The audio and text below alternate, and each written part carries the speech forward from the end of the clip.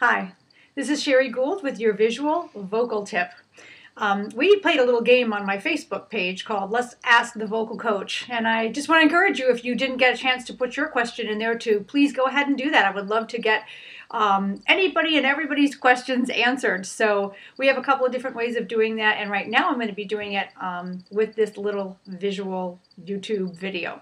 All right, so the first question we're going to answer today was from William Kunkel, and this is what he wrote to me. Sheri, what are some tips to avoid over-singing during a live performance from both a projection standpoint and as a lead or a background vocalist?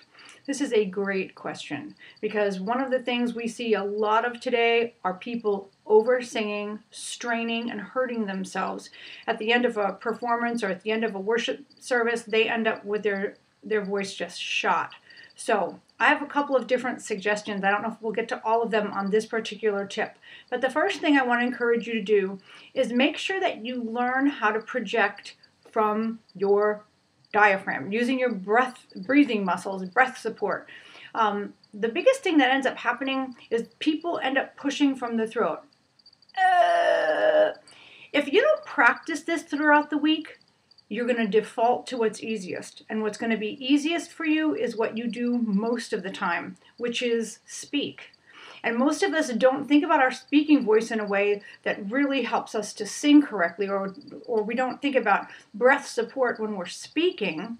So when it comes time to sing, and we're getting all passionate, and we're getting all excited about what we're singing about, we kind of forget everything that we kind of heard once upon a time about breath support, and instead we end up just pushing from areas that are the easiest for us to do.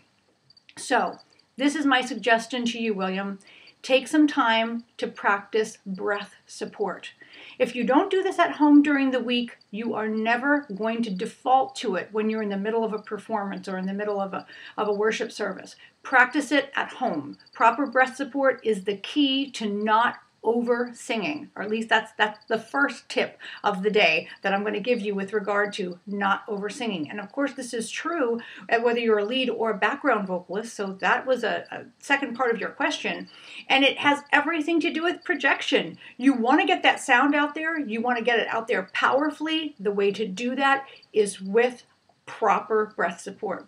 The second side to not over singing, just so you don't blow your cords out, is simply to keep that larynx nice and low in the throat. As you tend to over sing, that basically means you're pushing high from the throat. As you push high from the throat, as you see these things in my throat right now, that means that the larynx is going high, those muscles are putting extra tension on the vocal cords, and that is what will cause that over singing and cause you to be shot at the end of your vocal performance.